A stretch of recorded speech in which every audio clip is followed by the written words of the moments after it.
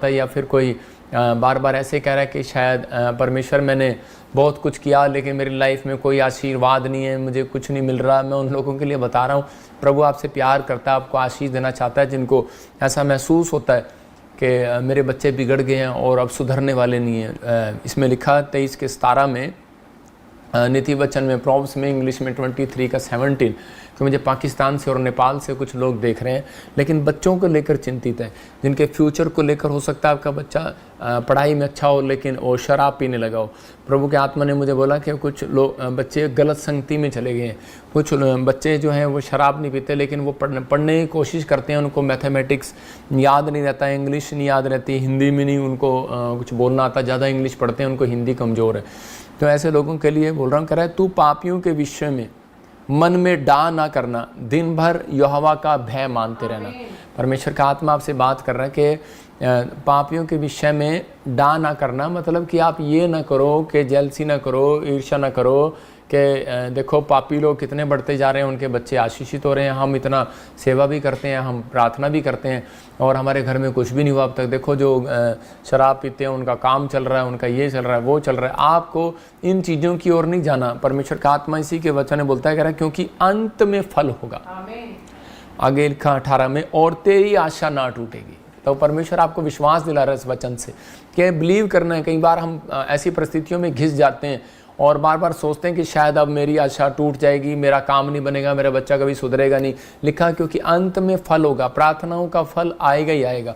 कहते हैं जनवरी में अगर आपने स्टार्ट किया है तो एंड में, अगर आपकी दिसंबर में आपको फल आएगा ही आएगा। याद रखना, तेरी आशा ना टूटेगी। किसी भी प्रकार से आप परेशान हैं, दुखी हैं, तो आपको चिंता नहीं करना। परमेश्वर का आत्मा आपकी ज़िंदगियों में काम कर रहा, आशीष दे रहा है। मैं उन लोगों के लिए खास कर प्रोफेसी कर रहा हूँ जो लोग इस बात के लिए दुखी हैं और प्रॉब्लम में सोच रहे हैं कि शायद परमेश्वर ने मेरी ज़िंदगी में कुछ नहीं रखा।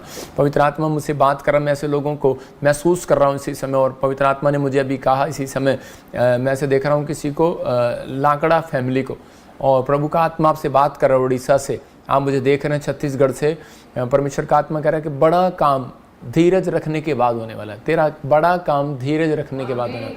मुझे नहीं पता आप कहाँ बैठे हैं समय, लेकिन परमेश्वर का आत्मा जो मुझे दिखा रहा है वो मैं बताता हूँ कि आप इस समय एक चेयर पर बैठे हैं और परमेश्वर का आत्मा आपसे बात कर रहा है और आपसे बात कर रहा है, आपको कह रहा है, और आपने हल्का ब्लू कलर का, हल्का कोई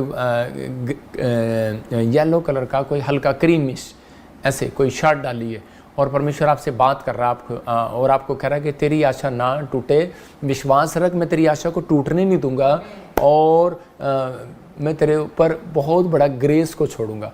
तो आपका जो L और N और GRSTV वाले अक्टूबर से पहले आपके ऊपर बहुत बड़ा ग्रेस आएगा, जिससे आप कामयाब होंगे, जिससे आप बहुत सारी चीज़ों को उतरते हुए देखेंगे अपनी लाइफ में और आशीष को आते देखेंगे यीशु मसीह के नाम में। कोई मुझे कुरुक्षेत्र से देख रहा है और उसकी फैमिली के अंदर कोई ऐसे तलाक का नौबत आ गया है और इस समय वो बहुत परेशान है, लेकिन परमेश्वर का आत्मा आपसे बात कर रहा है किसी समय आप आशीष अपनी खुलते हुए देखने वाले हैं बड़ी जल्दी। पवित्र आत्मा रास्ते खोल रहा है, हर प्रॉब्लम्स दूर हो रही है, हर सॉल्यूशन का हल निकलने वाला और आप बड़ी आशीष को देखने वाले हैं जल्दी। ये परमेश्वर की ओर से ब्लेसिंग आएगी आपके ऊपर।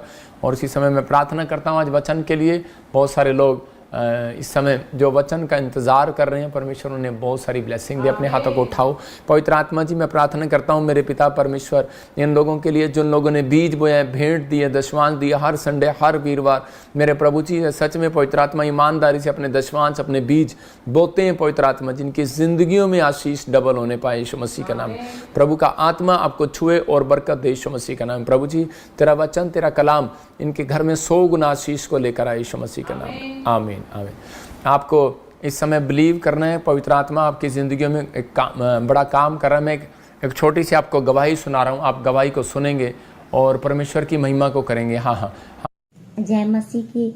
मैं पटना बिहार से बोल रही हूँ। मेरा नाम ब्यूटी है। मैं थायराइड के वजह से 9 साल से बच्चा कंसीव नहीं कर पा रही थी और मैं हर वीरवार और संडे को लाइव देखती हूँ। पापा जी ने जनवरी के महीने में बोल रहे थे कि जी नाम वाले को बच्चे देने जा रहे हैं। किसी का नाम PRSGNHKL और G और B नाम वालों को बेटे होंगे यीशु मसीह नासरी का नाम। गुड न्यूज़ आ रही यीशु मसीह का नाम है। मैंने रिसीव किया और मैं 2 महीने से प्रेग्नेंट हूँ। मेरे पति का नाम जी से है। मैं सारे और आदर महिमा प्रभु यीशु मसीह और पापा जी को देती हूँ। धन्यवाद। जोरदार तालियों से ऑनलाइन चर्च, जोरदार तालियों से सब स्तुति करे, सब महिमा करे परमेश्वर की।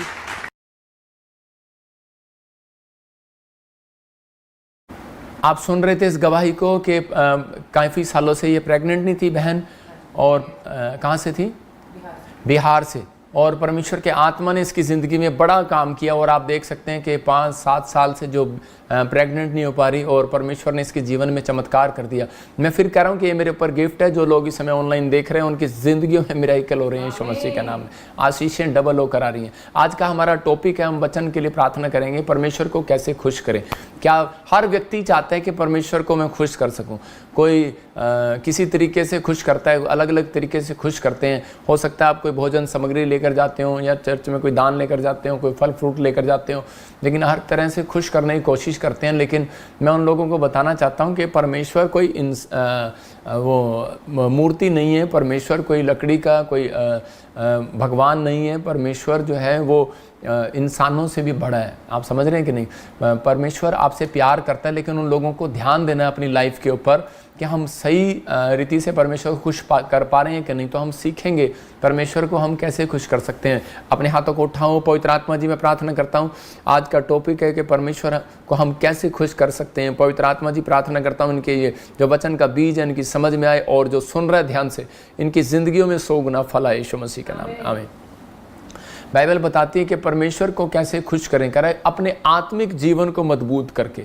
अपने आत्मिक जीवन को जब आप मजबूत करते हैं तो परमेश्वर का आत्मा जो है एक बात से खुश होता है कि जब परमेश्वर के लोग, परमेश्वर के बच्चे कह रहा है कि उसकी आज्ञा का पालन करते हैं। इसका मतलब जब परमेश्वर की आज्ञा का पालन किया जाता है तो परमेश्वर ने मूसा को कहा अब मैं तेरे लोगों को आशीर्वाद दूंगा। तो और दूसरा कह रहा अधीनता में चलकर, मतलब कि अधीनता में चलकर परमेश्वर जैसा कहे वैसा करना, उसकी आज्ञा का पालन करना ही एक अधीनता है।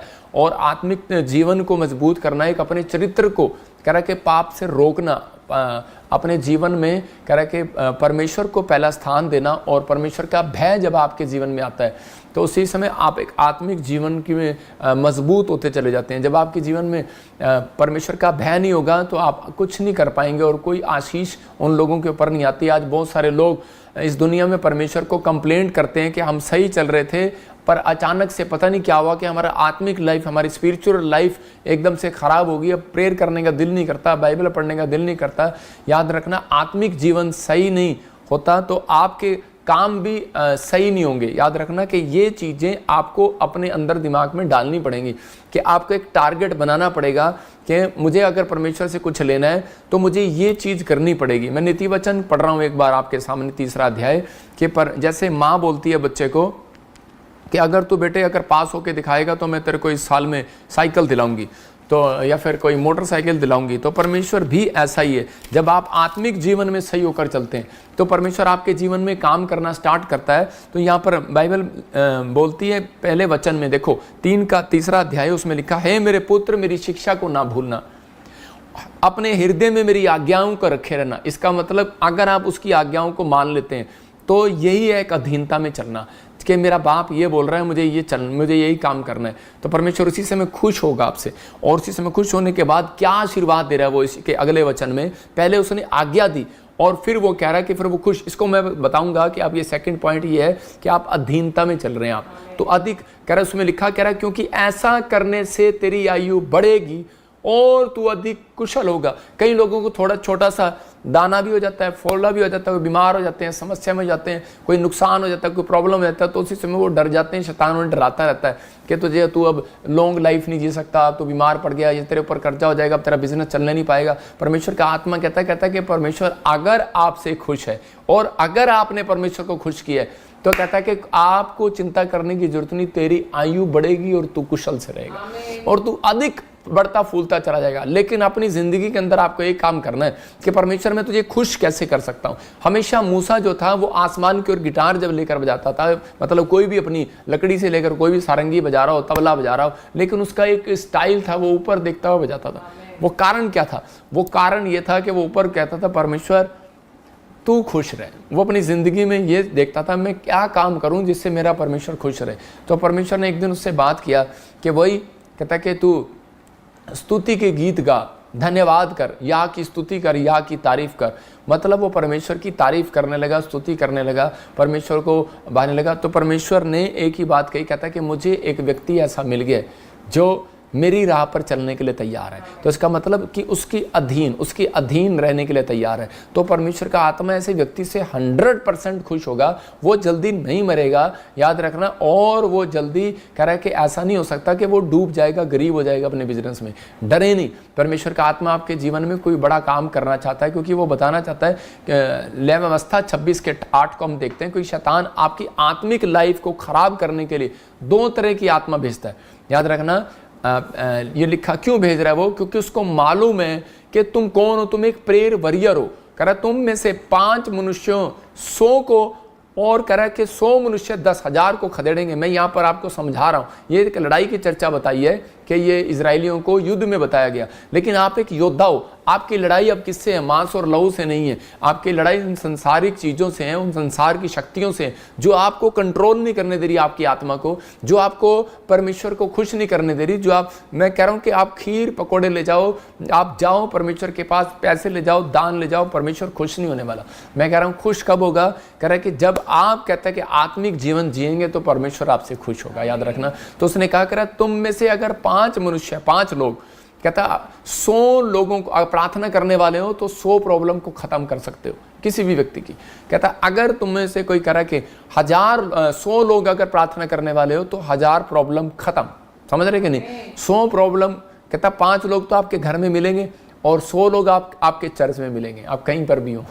समझ रहे कि नहीं? 100 लोग आप इकट्ठे होकर जब प्रार्थना करते हैं तो, और आप देख सकते हैं कि हम यहाँ पर कितने लोग इकट्ठे होकर प्रार्थना करते हैं। तो इसका मतलब संडे को भी आना जरूरी है और रेगुलर प्रेयर करना भी जरूरी है। तो जब आप ये अपनी लाइफ में दोनों काम करते हैं तो उसी समय शैतान घबरा जाता है ऐसे व्यक्ति से, और उसके आसपास भटकता भी नहीं है। याद रखना। तो बाइबल बताती है, लेकिन शैतान आपकी आत्मिक लाइफ को खराब करने की कोशिश करता है हमेशा। उसको मालूम है, उसको एक ही टारगेट है।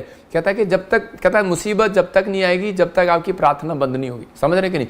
पानी पर मच्छर जब बैठेगा जब पानी रुक जाएगा तालाब में। समझ रहे? तो इसका मतलब कहता है कि आपके ऊपर मुसीबत जब बैठती है, जब कहता है कि आपकी प्रार्थना रुक जाती है, तो शैतान को एक ख्याल है कि मुझे इनका आत्मिक लाइफ कैसे खराब करना है इनके। इसलिए वो 2 तरह की चीजें भेजता है। 2 तरह की आत्मा बोलते हैं इसको, साउल। 2 तरह की आत्मा होती है। एक आत्मा होती है बहकाने वाली, दूसरी होती है भरमाने वाली, उकसाने वाली। भरमाने वाली और उकसाने वाली, बहकाने वाली, उकसाने वाली। तो इस तरह की बहकाने वाली और उकसाने वाली आत्मा वो लगातार भेजता रहता है लोगों के पास। लेकिन परमेश्वर का आत्मा कह रहा है कि क्यों भेज रहा है वो इसलिए भेज रहा है क्योंकि उसको मालूम है इनमें से 5 भी अगर प्रार्थना करने वाले हैं तो वो 100 लोगों की प्रॉब्लम खत्म कर देंगे, वो यीशु मसीह के पास ले आएंगे। अगर 100 लोग हैं तो कहता है ये 10,000 की प्रॉब्लम खत्म कर देंगे, तो उससे कहता है ये ले आएंगे। इसलिए वो गांव में 5 लोग भी मुश्किल से होने नहीं देता। आपके शहर में 100 लोग, मोहल्ले में 5 लोग होने नहीं देता। उसको डर रहता है इनके मोहल्ले में 5 लोग इकट्ठे ना हो जाएं प्रार्थना करने वाले। आप समझ रहे हैं कि नहीं? 100 लोग इकट्ठे ना हो जाएं प्रार्थना करने वाले। वो तोड़ने की कोशिश करता है, पर विश्वास रखना आज समस्या कितनी बड़ी क्यों ना हो, आज खत्म होने वाली है यीशु मसीह नासरी का नाम। हम मैथ्यू चैप्टर 24 में देखते हैं कि 4 और 6 में कि वहाँ पर क्या लिखा, मत्ती के 24 के 4 में कह रहा है कोई तुम्हें भरमाने ना पाए। हाँ, फिर से पढ़ो। यीशु ने उनको उत्तर दिया, सावधान रहो, कोई तुम्हें भरमाने ना पाए। कह रहा यीशु ने उनको उत्तर दिया, सावधान रहो, कोई तुम्हें भरमाने ना पाए। मैंने क्या कहा? एक भरमाने वाली आत्मा, एक भटकाने वाली आत्मा, उकसाने वाली आत्मा उसको कह सकते हैं। इसका मतलब कि उस समय में आपने देखा होगा 2008 से सुन रहा हूँ मैं, 10 से सुन रहा हूँ, 12 से सुन रहा हूँ, क्योंकि जब से मैंने प्रभु में आया, कहते हैं कि एक मसीह व्यक्ति को यूज़ कर रहा है और वो कह रहा है कि जी मुझे अलग अलग तरीके से कलीसिया को यूज़ कर रहा है, और वो कह रहा है अलग अलग से कि मुझे दर्शन आ रहे हैं, और उसमें दर्शन आया कि दुनिया ख़त्म होने वाली है। और इसी में यीशु मसीह ने यहाँ पर लोगों को यही दर्शन देखकर, उनके दर्शनों को देखकर यहाँ पर डांट रहा था। कहता सावधान रहना, भरमाए न जाना, लोग तुम्हें कहेंगे अंत समय आ गया, लड़ाइयाँ हो रही हैं, फलाना हो रहा है, ये हो रहा है, युद्ध पड़ रहे हैं, परमाणु बम गिर रहे हैं। कहता है अभी, कहता है इनकी चर्चा सुनोगे लेकिन अंत नहीं आएगा। आप समझे कि नहीं? तो इसका मतलब कुछ लोग बोलते हैं कि मुझे दर्शन आया, मेरा ब्याह दे नाल होना है, तो मैं कह रहा हूँ कि आप भरमाए ना जाएं। आप समझ रहे कि नहीं? मुझे दर्शन आया कि मेरे साथ ये होना है, मैं कह रहा हूँ ऐसी चीज़ें कई बार शैतान जो है लोगों को भरमाता है। और क्यों भरमाता है? कह रहा है जब तक, कह रहा इनकी चीज़ें जब पूरी नहीं होती, जब आपकी ज़रूरतें पूरी नहीं होती, तो वो उसी समय भटकाने वाली आत्मा उस व्यक्ति के पास भेजता है। किसके पास भेजेगा? ज़्यादातर जिसके वीज़े फ्लॉप हो जाते हैं, जिसकी गवर्नमेंट जॉब नहीं आती, जिसके काम रुक जाते हैं, जिसका कोई काम नहीं हो रहा होता और वो मसीह में प्रार्थना करने में कच्चा होता है, तो उसी समय क्या होता है कि उसके पास ऐसी आत्मा भेजता है और उसी समय वो उसको आकर तंग करने लगती है, उसके साथ सवाल करने लगती है। और उनमें से कौन होगा? वो ज़्यादातर कहता है कि आपके विचारों के साथ भटकाने वाली आत्मा भेजेगा, या फिर वो जान पहचान वालों के द्वारा बात करेगा आपके साथ। कहता है कि उन लोगों को पकड़ेगा जो निराश रहते हैं ज़्यादा। कह रहा है कि दो तरह के लोग भेजेगा आपके पास, कि एक तो बहकाने वाली आत्मा और एक डराने वाली आत्मा, और आपको उकसाने वाली कि तुझे कुछ नहीं मिलेगा, चिंता करेगी, ज़्यादा चिंता करेंगे। हो सकता है आपकी माँ हो, आपका बाप हो, आपका डैडी हो, आपका भाई हो, आपकी बहन हो, आपकी भाभी हो। ले उकसाने वाली आत्माएं जो होती हैं वो किसी को भी इस्तेमाल कर सकती हैं। लेकिन इसलिए परमेश्वर ने कहा कि प्रार्थना करना और अपने आत्मिक जीवन को संभाल कर रखना, ध्यान से रखना। कि कहता है कि प्रार्थना जो है, कहता है आपको आत्मिक जीवन तक ले जा तो सकती है कि आप लड़ सकते हैं, लेकिन आत्मिक जीवन पर कंट्रोल पाने के लिए आपको प्रार्थना करना पड़ेगा कि परमेश्वर के मेरा आत्मिक जीवन जो है, मेरा करैक्टर जो है, परमेश्वर ये खराब ना हो। और ये नहीं कि भाई आपने प्रार्थना कर ली और छोड़ दिया, उस पर जय आपको पानी है। क्योंकि मैंने यही वचन आपको पढ़ के बताया, उसने कहा करा कि अगर तू कृपा और सच्चाई तुझसे अलग ना होने पाए, इसी के 3 में नीति वचन में कृपा और सच्चाई तेरे से अलग ना होने पाए। मतलब परमेश्वर एक आज्ञा बता रहा है, अगर ये कृपा मतलब कि तू दया करना तूने और सच बोलना ना, अगर दया करना और झूठ बोलना, मतलब कि दया करना हमेशा, और अगर तूने झूठ बोलना छोड़ दिया और सच्चाई के साथ चला, दया किया, तो कहता है परमेश्वर मैं तेरे को एक ऐसा आशीर्वाद दूंगा, कहता है तू सबसे ज्यादा बुद्धिमान होगा, सबसे ज्यादा पैसा होगा तेरे पास, सबसे ज्यादा ब्लेसिंग होगी, सबसे ज्यादा लंबी आयु होगी, तेरी हड्डियां हष्ट पुष्ट रहेंगी। आगे पढ़ते चले जाओ, आशीर्वाद ही आशीर्वाद है। कहता है लेकिन पहले मेरी बात को मान। टारगेट आपको दिया परमेश्वर ने। आप नहीं कह सकते परमेश्वर को परमेश्वर मेरी बीड़ी पीना छुड़वा दे, मेरे को जो है मेरी जो गंदी आदत है, मेरे बैड ड्रीम आते हैं, मुझे परमेश्वर बार बार ऐसे ख्याल आते हैं गंदे, उसको डांटना आपका काम है। यीशु मसीह ने उठा और उस तूफान को डांटा। जो आपकी जिंदगी में तूफान चल रहा है उसको प्रार्थना में आपको डांटना और हटना उस स्थान से, कंट्रोल करना अपने आप को। जब आप कंट्रोल करते हैं तो परमेश्वर का आत्मा कह रहा कहता है कि मैंने तो एक टारगेट रखा है। मैं बोलता हूं जैसे अपनी कंपनी में मैं मान लो बैंक मैनेजर हूं और इसे मैं कहूँगा कि इतने इंश्योरेंस करके लाना कि ताकि मैं तुम्हें इस साल में 60 लाख रुपए 1 साल का दूं, तो उसी समय और उसके साथ एक कार भी दूं और ये भी दूं, तो टारगेट है, तो उसी समय ज़्यादा काम करेगा। तो परमेश्वर भी एक टारगेट रखता है। कहता है कि जो व्यक्ति पवित्रताई के साथ चलता है, भक्ति के साथ चलता है, आत्मिक जीवन को स्ट्रॉन्ग करता है, कहता है कि वो करा टुकड़े मांगते हुए, दाऊद बोलता है मैंने उसको टुकड़े मांगते नहीं देखा, मैंने धर्मी जन को एक भी टुकड़ा मांगते नहीं देखा। तो आपको समझ में आया, गरीबी नहीं देखोगे आप, ये अपनी जिंदगी के अंदर है। कहता है उत्पत्ति के 27 के 12 और 13 में लिखा कि याकूब की माँ जो थी वो अपने बेटे को उकसा रही थी, और उसको क्या उकसा रही थी, उसको कह रही थी क्योंकि इसहाक जो है बूढ़ा हो गया था और उसी समय उसने उसकी आंखें धुंधली पड़ गई थी, तो उसी समय उसने कहा कि मुझे आज मुझे एक स्वादिष्ट व्यंजन खाने का मेरा जी कर रहा है, और उसी समय उसने नॉन वेज मंगाया, और उसी समय उसने कहा तेरे बाप को बकरा पसंद है और तू ले आ। तो उसी समय जब वो खाने लगा तो उसी समय वो अपने बेटे को बुला रहा था एसाव को, और आप मैं तुझे आशीर्वाद दूं एसाव। बड़े होने के बच्चे को आशीर्वाद दिया जाता था, बाप जो देता था उसी समय लग जाता था। मैंने क्या कहा, 100 में से 90% आशीर्वाद परमेश्वर ने अपने पास रखे हैं, 10% माँ बाप के हाथ में भी रखे हैं। तो उसी समय बड़ों के हाथ में रखे हैं, पास्टर के हाथ में रखे हैं, प्रॉफिट के हाथ में रखे हैं, तो आपका जो बॉस है उसके हाथ में रखे हैं। तो उसी समय वो आशीर्वाद दे रहा था उसे, लेकिन उस समय उसकी माँ को पता लग गया और उसने सुना और उसने कहा जा जा जल्दी कर, क्योंकि वो उससे याकूब से ज़्यादा प्यार करती थी। और उसने उसको कहा, कहता बेटे कि तू जा याकूब की जगह तू बकरा लेकर जा और बना कर लेकर जा। कहता है मुझे तो बनाना नहीं आता। कहता तू पकड़ के लिया, बस बनाऊंगी मैं, और तू जा अपने बाप को दे, मुझे पता कैसे स्वादिष्ट खाता है वो, तो उसी समय तुझे आशीर्वाद देगा। तो वो कहने लगा, कह रहे मम्मी कि उसने तो एसाव को बुलाया। कहता नहीं कोई बात नहीं, तू कपड़े डाल ले, और कपड़े डाल और उसके बाद उसके कपड़े डाले चला जा। तो वो कहती नहीं चल कपड़े नहीं देखेगा। कहता लेकिन मेरे बाप की टटोलने की आदत है, और वो ऐसे टटोलेगा उसने मेरा हाथ पकड़ लिया तो पता लग जाएगा, क्योंकि उसके शरीर पे बाल है और मेरे शरीर पे बाल नहीं है। कहता है कि पता लग जाएगा कि भाई क्या है क्या नहीं, वो एक चीज़ों में फ़र्क है। तो उसी समय उसकी माँ कहता है कहीं ऐसा ना हो आशीष के बदले मेरा बाप मुझे शराब दे दे। तो उसकी माँ देखो इस वचन में क्या करी, 27 के 13 में कह रही है कि वो शराब तुझे नहीं मुझे पड़े। कहता है तू जा, झूठ ही बोलते कि मैं हाँ साहब हूँ। कौन है ये? इसका मतलब कि आज क्या हो रहा है, आज मैं कह रहा हूं कि लोग ऐसे पैसे के पीछे भाग रहे हैं, गाड़ियों के पीछे भाग रहे हैं, नौकरी के पीछे भाग रहे हैं, झूठ पे झूठ, झूठ पे झूठ, जो दिल में आ रहा है झूठ बोली जा रहे हैं, जो आ रहा है वो काम कर रहे हैं और बोलते जा रहे हैं, बोलते जा रहे हैं, करते जा रहे हैं, बस अपने आप को महिमा पाने का घमंड करते जा रहे हैं। मैं कह रहा हूँ हो सकता है कि ये कलीसिया में भी चल रहा हूँ, सेवकाइयों में भी चल रहा हूँ और जगह जगह भी चल रहा हूँ। ये अपने आप को दिखाने के लिए अच्छा, मैं बहुत अच्छा हूँ, मैं बहुत साधारण, मैं बहुत अच्छा प्रचार करता हूँ मैं, या फिर बहुत अच्छी भविष्यवाणी करता हूँ मैं, बहुत अच्छी जगह में ये काम करता हूँ। लेकिन कई बार कहता है कि हम आत्मिकता में गिर जाते हैं, झूठ पर झूठ बोलते हैं। आप समझ रहे कि नहीं? तो परमेश्वर का आत्मा कह रहा है, कहता है कि कुछ वचनों से आपको बता रहा हूँ, कह रहा है उकसाया इसकी माँ ने, लेकिन उस समय में कह रहा है ये डर गया और उसी समय इसने अपनी माँ को मना किया, लेकिन इसकी माँ मानी नहीं, कहती जा। मैं आपको बता रहा हूँ, देखो प्रकाशित वाक्य 22 के 15 में क्या लिखा, कह रहा झूठ के चाहने वाला, रेवलेशन चैप्टर 22 में उसके 15 में लिखा झूठ के चाहने वाला और गढ़ने वाला दोनों स्वर्ग नगरी से बाहर होंगे। मतलब एक नहीं, दोनों।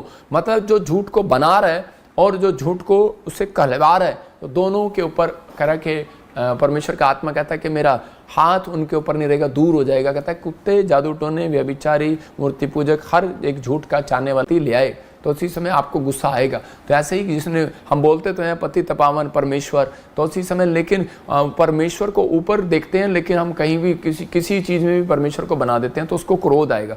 तो यहाँ पर कह रहा है कि झूठ का चाहने वाला, झूठ का गढ़ने वाला, कहता है चाहे वो कोई भी हो, कहता है कि वो बाहर रहेगा। कह रहा है जो गलत शिक्षा दे रहे हैं वो बाहर रहेंगे। परमेश्वर का आत्मा उन लोगों से बात करता है। लेकिन याकूब का रिजल्ट देखो क्या रहा। याकूब का रिजल्ट ये रहा, उसने आशीर्वाद तो ले लिया झूठ बोलकर। आज हो सकता है कहता बहुत सारे लोग धोखे से करें कि वो दिखाने को कि मैं इसके चैनल से आगे निकल जाऊं, मैं इस मिनिस्ट्री से आगे निकल जाऊं, मैं उस पास्टर से आगे निकल जाऊं, मैं उस विश्वासी से आगे निकल जाऊं, मैं इस गवर्नमेंट जॉब वाले से आगे निकल जाऊं, मैं इससे ज़्यादा धन कमा लूं, मैं इससे अच्छी गाड़ी ले लूं। आज लोग लगे हुए एक दूसरे की भाग दौड़ में। लेकिन कहता है याकूब ने उकसाने वाली आत्मा ने जो उसको तंग किया वो उसकी माँ के द्वारा किया और उसने वो कर दिया। और उसके बाद 7 साल तक उसका भाई उसके पीछे पड़ा रहा। देखो जंगल में भाग गया। बाइबल पढ़ो तो आप, मामा लोबान के यहाँ पर वो एक लड़की से शादी करना चाहता था, उसकी लड़की से। तो उसी समय क्या कर रहा था कि 7 साल उसने कहा और काम करना पड़ेगा। इसका मतलब 7 साल के बाद फिर 14 साल उसने गुलामी में निकाल दिए। तो ऐसा क्या फायदा ऐसे आशीर्वाद का? आप समझ रहे कि नहीं? तो लेकिन हो सकता था कि वो आशीर्वाद उसको पहले भी मिल सकता था, लेकिन कुछ लोग गलतियों के कारण, आज्ञा ना मानने के कारण, मूसा के साथ जब वो इजरायली चल रहे थे, वो जंगल सिर्फ जो है वो 11 किलोमीटर दूर था और वो सिर्फ जो है वो मैं कह रहा हूँ कि वो 40 साल का सफ़र वो 40 दिन में भी तय हो सकता था, 40 घंटे में भी तय हो सकता था। लेकिन वो इतनी लंबा सफ़र कैसे हो गया? आज बहुत सारे लोग मसीह तो हैं, लेकिन उनको आशीषें मिलने में कहता है कि उनकी दूरी क्यों है, दूर क्यों होता है? वो धीरे धीरे इतना टाइम क्यों लगा रहा है? परमेश्वर कई बार किसी व्यक्ति के को मजबूत कर रहा होता है, अच्छी बात होती है, लेकिन कई बार कह रहा है परमेश्वर उन लोगों को तैयार कर रहा होता है कि ये व्यक्ति समझ जाए मैंने क्या गलती की है, लेकिन हम समझ नहीं हो रहे होते और उसी समय हम उस चीज़ के पीछे भाग रहे होते हैं। तो पवित्र आत्मा चाहता है, कहता है कि आपने देखा होगा ज़्यादातर कहीं कुछ चीज़ हम बनाना चाहते हैं नहीं बन पाती है, कुछ चीज़ करना चाहते हैं वो नहीं हो पाती है, उसमें रुकावट है। हम कहते हैं शायद परमेश्वर की इच्छा नहीं थी, लेकिन क्या है कि परमेश्वर जानता है इन चीज़ों को, इसलिए हम हाथ उठा के हमेशा कहें परमेश्वर के भटकाने वाली आत्मा मेरे जीवन से दूर हो जाए, यीशु मसीह का नाम, मेरे बच्चों से दूर हो जाए, मेरे परिवार से दूर हो जाए और मेरी प्रोग्रेस होने पाए, मेरी स्पिरिचुअल लाइफ बढ़ने पाए और मैं आशीष को फिर से देखने पाऊँ, यीशु मसीह का नाम। चाहे आपका नाम खुशवंत हो, खुशबू हो, बबलू हो, टबलू हो, चबलू हो, कुछ भी नाम हो आपका, लेकिन परमेश्वर को परवाह नहीं है कर आपका नाम क्या। परमेश्वर कहता है कि आपको देख रहा है आपके अंदर आत्मिक जीवन कैसा है। आपका आत्मिक जीवन अगर सही है, आपका चरित्र सही है, तो परमेश्वर खुश हो जाएगा। और कहता है कि वो बाइबल में लिखा, एक जगह पर लिखा वो नए लोगों के लिए है, कहता है जो नए प्रभु में आते हैं, कहता है वो मांगोगे दिया जाएगा।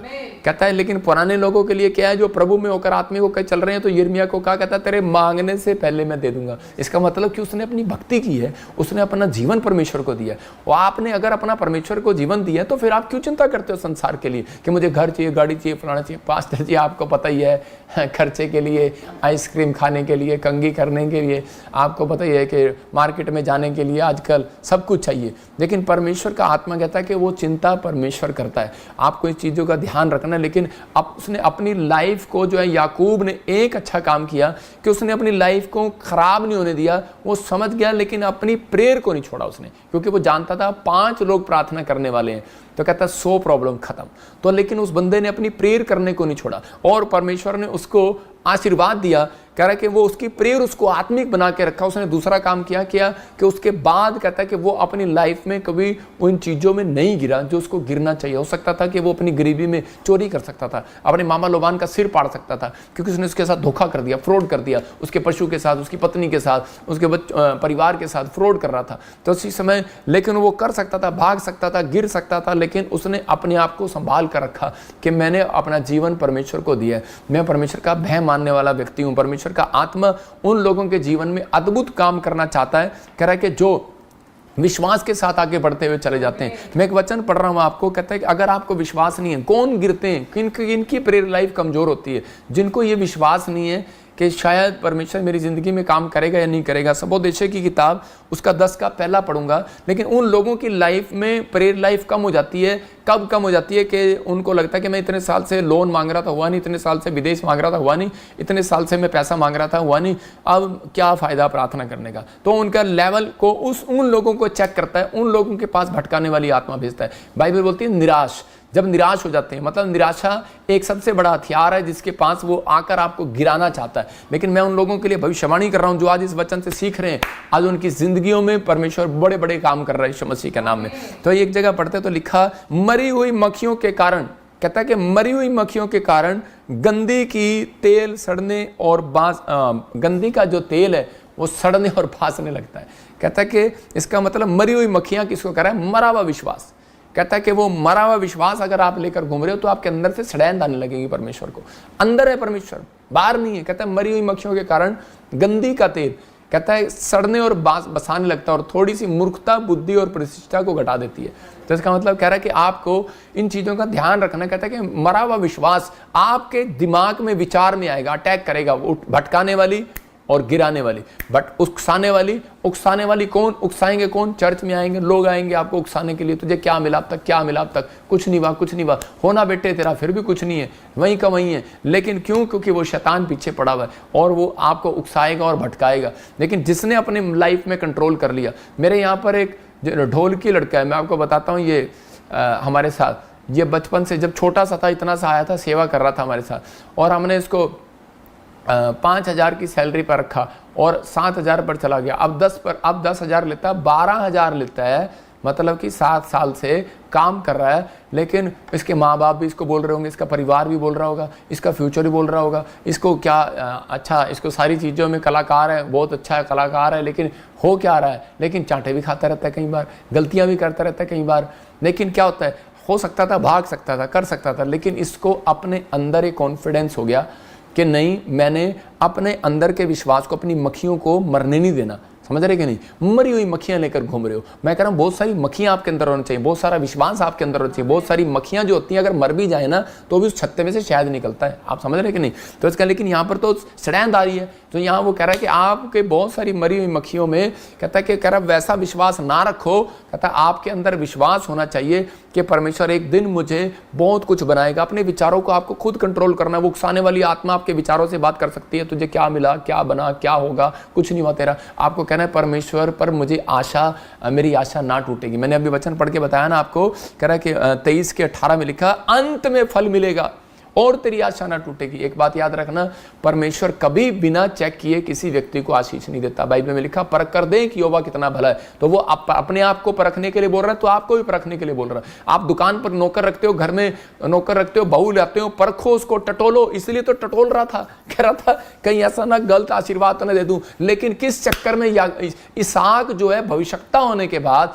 इसहाक जो है परमेश्वर का जन होने के बाद, कहता है कि सिर्फ एक जीव के स्वाद में पहचान नहीं पाया कि ये मेरा बेटा असली है कि छोटे वाला है कि बड़े वाला है। मतलब हम बहुत बार पहचान नहीं पाते, कह रहा कि हीरे की परख हम कर नहीं पाते। आप में से बहुत सारे लोग ऐसे हैं, डायमंड है, आपको नहीं पता आप कौन है। आप प्रार्थना करने वाले लोग हैं, आप आत्मिक लोग हैं। अगर आप परमेश्वर के साथ चलते हैं तो शैतान आपसे डरता है। आप डायमंड है परमेश्वर की नजर में, और इसलिए वो उन डायमंडों को चुराना चाहता है, खराब करना चाहता है। लेकिन पवित्र आत्मा अपने लोगों को बता रहा, कहता है कि अंत में तेरी आशा ना टूटेगी। कहता है कि तेरा अंत में तुझे फल मिलेगा, तेरी आशा ना टूटेगी। विश्वास रख, जो तूने सोचा है परमेश्वर करेगा। परमेश्वर पहले परखता है। मैं भी हमेशा व्यक्ति को परखता हूं और फिर करता हूं। मैंने बहुत धोखे खाए हैं अपनी लाइफ में, इसलिए मैं कभी भी नहीं किसी व्यक्ति के भरोसे चलता। मुझे मालूम होता है कि ये बंदा मुझे कभी भी छोड़ सकता है। अगर कोई पास्टर मुझे तंग करने लगे तो मैं 10 पास्टर पहले से तैयार करके रखता हूं। मुझे पता होता है सामने लेकर आता। मुझे पता होता है कि कोई व्यक्ति, अगर कोई टेंट वाला, कोई साउंड वाला, कोई भी चीज अगर कोई तंग करेगा तो मुझे पता ही है हानि प्रभु के काम को देकर जाएगा, हमें नहीं देकर जाएगा। मुझे मालूम है कि वो अच्छे लोग हैं, लेकिन कोई उसको उकसा रहा है और बहका रहा है। तो ऐसे लोगों से कहता है सावधान। लेकिन पवित्र आत्मा ने कहा भरमाने वाली आत्माओं से सावधान। अगर आपकी जिंदगियों में भरमाने वाली आत्मा है और आप भटक गए तो उसी समय आपकी जिंदगियों में कुछ भी नहीं मिलेगा। मैं कह रहा हूँ कैन ने जब ईंट उठाकर हाबिल को मारा तो उसके बाद कहता शैतान ने उससे बात किया, कहता कि देख, कहता कि तेरे भगवान ने कहता कि उसकी भेंट ले लिया और तेरी भेंट लिया नहीं, और उसके बाद कहता कि तेरे को क्या कहाँ छोड़ दिया। और वो बाइबल बोलती है परमेश्वर ने उसको भटकने के लिए छोड़ दिया। वो संसार में भटकता रहा और एक दिन उसकी स्पिरिचुअल लाइफ खराब होगी। तो अपने अंदर है, आपके अंदर एक ऐसी शक्ति होनी चाहिए, ऐसी शक्ति मांगनी चाहिए परमेश्वर से कि परमेश्वर तू दे वो शक्ति मुझे, कि ताकि मैं अपने घर में 5 लोग ऐसे खड़े करूं कि मैं प्रार्थना करने वाला बन जाऊं। मैं कह रहा हूं आपको उधार नहीं मांगना पड़ेगा। अगर आप विश्वासी हो, आप प्रार्थना करते हो, तो आपको उधार नहीं मांगना पड़ेगा। वचन में लिखा कि उधार लेने वाला नहीं देने वाला बनाऊंगा। अगर आप आज भी उधार ले रहे हो तो इसका मतलब यह है कि आपके बस की बात नहीं है। मैं फिर कह रहा हूं कि हो सकता है कि हाँ ठीक है, आपको कहीं रास्ते में कोई प्रॉब्लम हो गया, आपको उधार लेना पड़ गया, वो अलग बात है। लेकिन आप ले रहे हो कि 3-3 लाख, 4-4 लाख, 5-5 लाख, 10-10 लाख आप उधार पर उधार उठा रहे हो, तो इसका मतलब यहाँ आपकी कमी है। आप लगातार प्रेयर करना स्टार्ट करें, अपने आत्मिक जीवन को ठीक करें, और परमेश्वर का आत्मा, देखिए स्क्रीन पे, परमेश्वर का आत्मा आपके जीवनों में काम करना चाहता है। अपने हाथों को उठाओ और कहो परमेश्वर ये बहकाने वाली आत्मा मेरे बिजनेस से जाए, बहकाने वाली, गिराने वाली आत्मा खत्म हो जाए आज मेरी लाइफ से। बाइबल बोलती है 2 राजा 2:5 में एलीशा के पास कुछ लोग आए और उसे आकर कहने लगे, कह रहे तेरा प्रॉफिट तो तेरे से बात नहीं करता, तुझे कार में नहीं बिठाता। मैं एग्जाम्पल दे रहा हूँ आपको। और चीज में बोलने लगे कि वो जमींदार का लड़का था और वो सब कुछ छोड़कर एलिया की सेवा करने के लिए आया, क्योंकि वो अनॉइंटिंग चाहता था। तो उसी समय सेवा चाहता था। आज बहुत सारे लोग सेवा करने के लिए आते हैं, बीटीएच करने के लिए आते हैं, लेकिन वो कहते हैं कि सबसे पहले बस अनॉइंटिंग हमें मिल जाए। मैं कह रहा हूँ परमेश्वर बिना परखे के बगैर अनॉइंटिंग कभी नहीं देता किसी व्यक्ति को, क्योंकि वो कीमती है उसकी अनॉइंटिंग। कोई ऐसे नहीं है। कहता वो वहां पहुंचकर उसने क्या देखा कि सेनापति बैठे हैं। 2:5 है, 9:5 नहीं, 2:5 पढ़ क्या लिखा। यरीहोवासी भविष्यवक्ताओं के चेले एलीशा के पास आकर कहने लगे, हाँ। क्या तुझे मालूम है कि आज यहोवा तेरे स्वामी को तेरे ऊपर से उठा लेने पर है? हाँ। उसने उत्तर दिया, हाँ मुझे भी मालूम है, तुम चुप रहो। देखो उसके अंदर एक अपनी आत्मा को संभालने के लिए क्या था, उसको भटकाने वाली आत्मा उसके पास थी, लेकिन उसने कहा हेलो तुम चुप रहो। कहते हैं तुम्हारे पास्टर ने तुम्हें कार में नहीं बिठाया, तुम्हें अपने साथ नहीं रखता, अब तुम्हें इग्नोर करता है, अब तुम्हें अच्छी सैलरी नहीं देता, अब तुम्हारे आसपास नहीं है। तो उसने कहा, उसके विचार, उसके माँ बाप, उसके भाई बहन उसको फोन करके बोल रहे होंगे, अरे एलीशा क्या किया तूने आज तक, तूने क्या किया आज तक, इतना कमाया नहीं, क्या किया तूने। एलीशा ने कहा होगा, एलीशा ने उसी समय कहा होगा कि चुप करो। हालेलुया। तो उसी समय परमेश्वर इस बात से उससे प्रसन्न हो गया। और परमेश्वर को प्रसन्न कौन लोग प्रसन्न है, मैं आपको बता रहा हूँ। मैं जब अपनी लाइफ में 3 साल मुझे कुछ नहीं मिला, तो उसी समय मेरे परिवार ने मुझे बोलना स्टार्ट कर दिया, निकालना स्टार्ट कर दिया घर से। मैं जाने लगा, और लेकिन उसी समय मुझे बोलते थे कि छोड़ दे, कोई बात नहीं, तू आजा हमारे साथ सत्संग में चल। मैंने कहा तुम चुप करो। मैंने सिर्फ इतना ही कहा, चुप रहो, मैं इससे ज़्यादा सुन नहीं सकता। और इस बात के लिए अगर आपके अंदर जलन है तो मैं कह रहा हूं परमेश्वर ऐसे व्यक्तियों को आगे लेकर आता है। याद रखना, उस व्यक्ति से खुश होता है। पतरस के साथ परमेश्वर क्यों खुश था, क्योंकि पतरस ने कहता है कि अपने अंदर एक आत्मिक जलन रखा कि वो सुन नहीं सकता था। आप अगर अपने बच्चों को प्रार्थना करने के लिए मजबूत नहीं कर सकते अपने घर में 5 मिनट के लिए, 10 मिनट के लिए, तो परमेश्वर आपको कभी भी वो आशीर्वाद नहीं देगा। अगर आप आत्मिक चीज़ों के लिए उनको डांटते नहीं हैं तो उसी समय परमेश्वर आशीर्वाद नहीं देगा। हमें एक कह रहा संसार में परमेश्वर के साथ चलना है, तो उसी समय उसने उनको डांटा और परमेश्वर ने उसको डबल अनॉइंटिंग दिलवाया। और उसकी मिनिस्ट्री भी, एलिया की मिनिस्ट्री भी उसके नाम करा दी। उत्तराधिकारी नहीं था वो, उसका बेटा नहीं था एलिया का, लेकिन उसके नाम करा दिया। तो परमेश्वर ने उसको सब कुछ दे दिया। कारण सिर्फ एक ही कारण, कहता है उसने अपने आप को सावधान रखा, अपने आप को, अपने कैरेक्टर को संभाल कर रखा। वो मैंने आप 2 पॉइंट लिखवाए शुरू में, दिखा, कह रहा अधीनता। कहता है वो अधीन रहा, किसके? परमेश्वर के। अधीन रहा परमेश्वर के वचन के, अधीन रहा उसके भेजे हुए दास के। कहता है कि अधीन रहा, कहता है वो अपने माँ बाप के। मैं कह रहा हूँ कि यीशु मसीह अधीन रहा, 30 साल तक बढ़ई का काम करता रहा। आज हाथी का बच्चा जब पैदा होता है तो कहता है कि वो झुंड में रहना जानता है, लेकिन कह रहा है कि आजकल इंसान का बच्चा पैदा होता है वो माँ से पहले ही अलग हो जाता है। आज छोटा सा बच्चे को उंगली पकड़ कर चलाना सिखा दो, वो अपने आप ही बाहर खेलता फिरेगा। लेकिन आपको समझना है, कहता है कि आप परमेश्वर के लोग हो। कहता है बाइबल बोलती है नीति वचन में, दुष्ट को डांटने वाले पर आशीर्वाद होते हैं, बहुत सारे आशीर्वाद होते हैं। मैं ये नहीं कह रहा हूँ दुष्ट को पकड़ो डांट दो, मतलब कि दुष्ट काम, कहता है कि जो आपके जीवन में, आपके विचारों में आ रहे हैं, बार बार आपको भटका रहे हैं और कोई ऐसी बातें आपके साथ कर रहे हैं। मेरे चर्च में एक आदमी 1 लाख रुपए कमाता था, वो 10 लाख तक चला गया और 10 लाख तक जाते जाते उसको दशमांश जब आने लगा तो मुझे पता लग जाता है ये 10 लाख तक चला गया। जब वो मुझे 1 लाख दशमांश देने लगा, पहले 10,000 देता था, फिर वो मुझे 1 लाख देने लगा, तो मैं समझ गया इसके बाद 10 लाख आ रहे हैं, तो मैं खुश हुआ। तो थोड़े दिन के बाद उसके साथ किसी ने USA में उसके साथ गड़बड़ किया और उसको बहका दिया, और जब बहकाया तो वो क्या हो गया, उसके बहकाए में आ गया। उसने कहा यार पादरी विजेंद्र के पास तो बहुत पैसा है, उसके पास तो बहुत कुछ है, और तुम यहाँ क्यों दे रहे हो? उसके पास तो बहुत बड़ी कलीसिया, उसके सारे पैसे, उसके लोग सारे पैसे देते होंगे। और उसने उसी समय दशमांश देना बंद कर दिया, एक छोटी सी कलीसिया में जाके देना बंद शुरू कर दिया। लेकिन उसने ये नहीं देखा कि जहाँ उपजाऊ भूमि पर बोओगे तो आपको फल आएगा ही आएगा, बंजर भूमि पर बोओगे, क्योंकि वहाँ पर कह रहे हैं, यहाँ पर आप देख सकते हैं कि उसको उपजाऊ भूमि उसको बोला जाता है कि आप, मैं स्क्रीन पर फोटो दिखा रहा हूँ आपको कि हम गुजरात में गए, आपने जब बोया और उसी समय क्या हुआ, दूसरे दिन 20 लाख लोग आ रहे हैं। कितने लोग आ रहे हैं? वीडियो देखो, आप वीडियो देखो। और उसी समय क्या, मैं आपको दिखाता रहता हूँ बीच बीच में, डब्बी बना के दिखाता रहे, और उसी समय देखो वीडियो चलती जा रही है, चलती जा रही है। मैं कह रहा हूँ ड्रोन का जो कैमरा है ना, मैंने उसको बोला पीछे तक जा, कहता है मेरे कैमरे की लिमिट खत्म हो गई है, कहता है कि मैं इतना वॉच कर सकता हूँ, उससे ज़्यादा नहीं कर सकता। मतलब इतने लोग थे और दूर दूर तक उसको मैं कह रहा था, मैं कहा जा लाइट लगाओ, कहता है कि जी अब दिख ही नहीं सकता, आगे लाइटें लगी हुई हैं, पीछे लोग और खड़े हैं।